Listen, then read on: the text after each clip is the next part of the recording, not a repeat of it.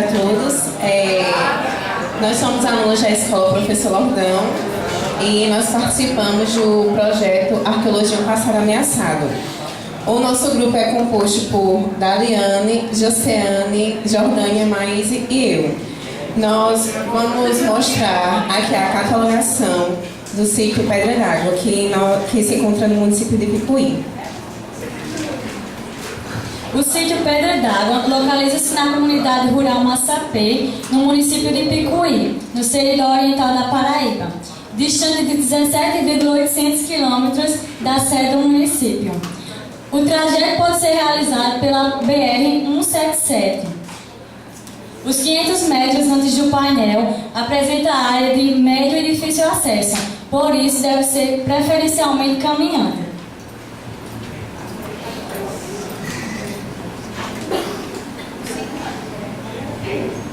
O sítio arqueológico Pedra d'Água está inserido no bioma Caatinga. Nele está presente o clima semiárido.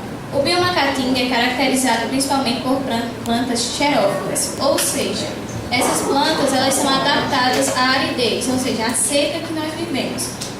Lá estão presentes vários tipos de plantas, como a aroeira, o angico, o juazeiro, o xique-xique, o mandacaru, a palma, entre outros. Na fauna também tem uma grande variedade. Muitos pensam que o bioma Caatinga é um bioma pobre, mas existem mais de 1.500 espécies de animais, e muitas delas são endêmicas do nosso bioma, ou seja, só estão presentes aqui em nossa região.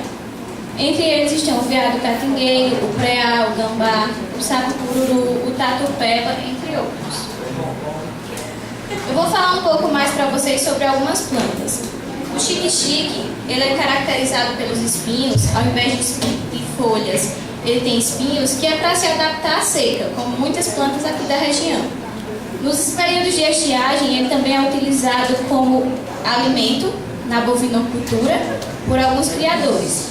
O pereiro, ele é caracterizado por, durante a seca, perder as suas folhas como forma de armazenar água e garantir a sua sobrevivência. A barriguda recebe esse nome porque ela tem uma elevação no seu caule, aqui, como vocês podem ver, e a sua casca também é utilizada de forma medicinal. O umbuzeiro, como Euclides da Cunha caracterizou ele no livro Os Sertões como a planta sagrada da Caatinga, ela recebe esse nome vem do tupi, imbu, que significa a árvore que dá de beber. Ela recebe esse nome porque nas suas raízes existem umas batatas que armazenam uma grande quantidade de água que faz com que ela sobreviva à estiagem.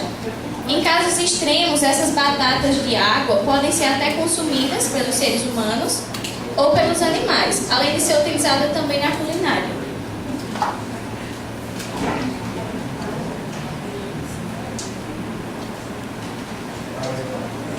Alguns animais presentes no local, nós não vimos muitos, mas podemos deduzir que existem preais, que são pequenos roedores, que são predados principalmente por cobras, aves de rapina, mas também pela caça humana, o que pode acarretar até na sua extinção.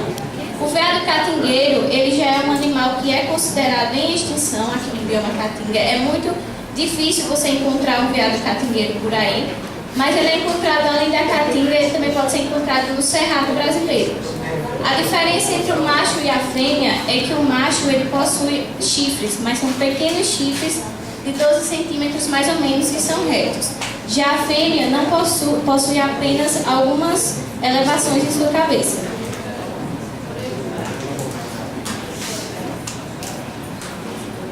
O urubu preto, que inclusive quando nós chegamos ao local tinha um presente lá, ele é um animal que se alimenta de restos de animais em decomposição e de frutas em decomposição também, além do lixo. Ele é tido como o carniceiro da Caatinga e é comum ver eles porque, não tanto agora, mas antigamente, por exemplo, na seca de 70, da década de 70, que morreu muitos animais, tinha muito mais urubus do que hoje em dia, por exemplo, era mais comum ver. O tatu-peba ou tatu-bola, tanto faz, é a mesma coisa, ele já é ameaçado de extinção, ele é a espécie de tatu menor e menos conhecida no Brasil. Ele está presente apenas no Cerrado e na Caatinga, e por ele ter hábitos noturnos e eles se protegerem dos seus predadores apenas se embolando e não se esconder em tocas muito fundas, é mais fácil de caçar eles. Por isso que ele sofre tanto essa ameaça de extinção. A formação geológica... Aqui o urubu que eu falei. A formação geológica do local, ela é o xisto, que está presente em quase todas as rochas do Seridó. Ela é uma rocha metamórfica, que é originada da transformação ocasionada pelo aumento da pressão e da temperatura. Ela vem da argila passa por uma série de transformações até se transformar no xisto. No local, uma importante característica dele é que o xisto lá tem o óxido de ferro, popularmente conhecido como hematita. Existem dois tipos de óxido de ferro, o óxido ferroso e o óxido férrico. Esse aqui é o óxido férrico e ele era utilizado nas pinturas rupestres da região. É um mineral bastante resistente a intempéries, ou seja, as pinturas duram bastante tempo, tanto que tem 8.000, 7.000 anos e não são apagadas mesmo com as ações do tempo. Elas são encontradas principalmente na cor vermelha e amarela.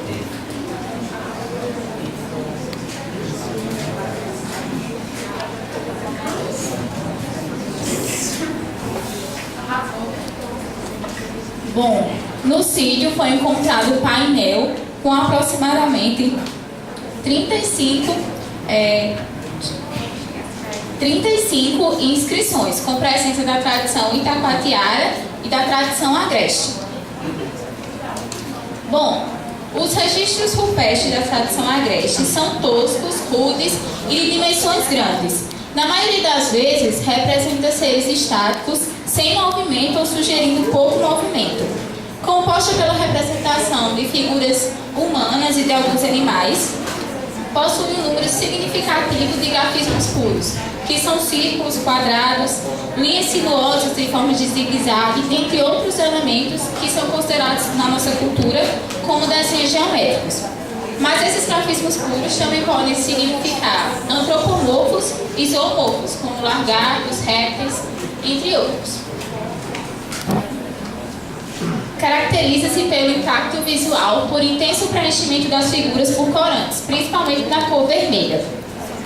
As inscrições da tradição agreste têm sido datadas até agora em 9.000 anos antes de Cristo e apresentam grande dispersão por todo o Nordeste.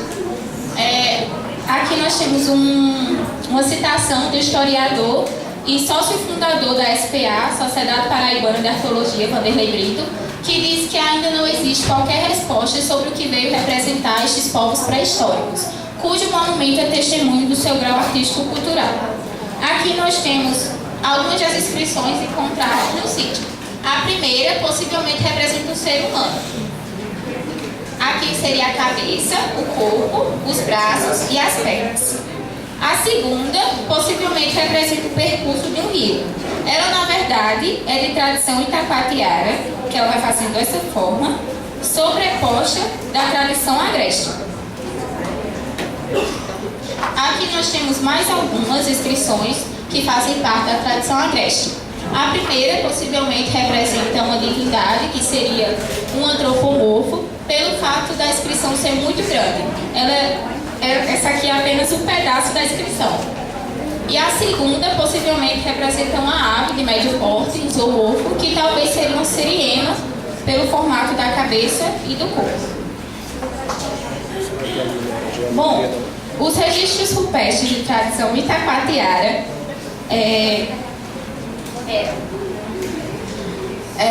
segundo a professora Gabriela Martins, Itacoatiara significa pedra pintada e segundo o historiador Vanderlei Brito significa pedra lavrada ou pedrógrafo. É uma manifestação bastante comum na região Nordeste. Possui técnica laboriosa na sua produção e geralmente são esculpidas em suportes rochosos duríssimos, como o granito e o xisto, que é o caso do sítio, que são rochas metamórficas. Geralmente são encontradas nas proximidades de riachos, rios, cachoeiras ou qualquer lugar que tenha sido curso d'água. É uma arte bastante complexa dentre todas, devido às suas representações se enquadrarem naquilo que é mais difícil de se classificar, que são os grafismos puros. Porém, ela também pode representar raras figuras de antropomorfos e zoomorfos. Existe a suposição da professora Gabriela Martim Ávila, da Universidade Federal de Pernambuco, de que esses sítios que possuem inscrições rupestres da tradição itacoatiara envolvem de algum modo um culto às águas. Contudo, essa teoria não se pode provar. Esta ideia se norteia a partir do princípio de que esses locais que forneceram água aos habitantes sedentos tenham se tornado locais sagrados para eles. As pinturas da tradição itacoatiara provavelmente são bem mais recentes que as pinturas da tradição agreste. Acredita-se que elas não ultrapassam 2 milênios antes do presente. Aqui nós temos uma citação da professora Gabriela, que diz que, indubitavelmente, as itacoatiaras formam a tradição ou as tradições mais enigmáticas de toda a arte rupestre do Brasil. Aqui nós temos uma das inscrições itacoatiaras, que são esses buraquinhos, que provavelmente representam um código ou algum sinal entre os povos pré-históricos.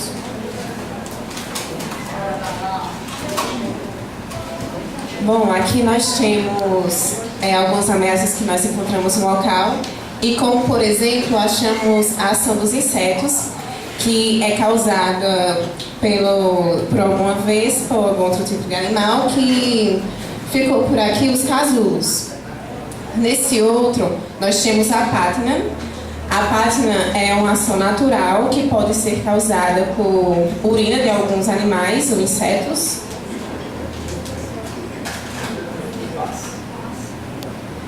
Aqui nós também encontramos a descamação das rochas, que também ocorre pela ação natural, que é a ação do vento, do tempo, da chuva, do sol. E também aqui nós encontramos o extrativismo, que também faz parte de ameaças que nós encontramos no local, e também é alguma renda das populações que moram por ali.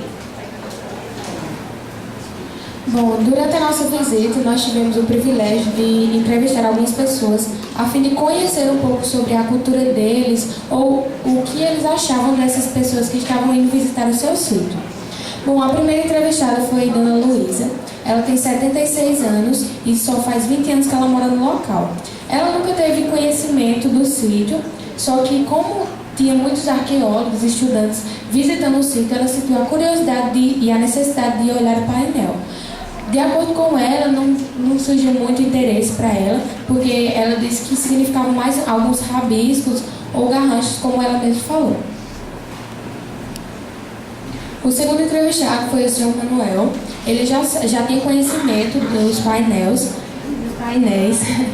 E quando a gente perguntou o que ele achava, ele falou que acreditava que teriam sido os índios que tinham feito com o intuito de mostrar para nós que a geração futura que ia lá visitar esses painéis, como eles trabalhavam, como era a caça que eles faziam. O mesmo ele contou até uma história da gente, que uma vez, na Quinta-feira Santa, ele começou a escutar barulho de foices e algumas coisas assim, e disse que quando chegou ao local lá não tinha nada, porque ficou muito perturbado, porque na Quinta-feira Santa ninguém podia trabalhar. Por fim, nós conversamos um pouco com o seu José. Ele não falou muito a respeito do painel, mas tivemos a honra de ouvir ele falar sobre a seca da década de 70 e sobre os trabalhos dele na emergência. Obrigada.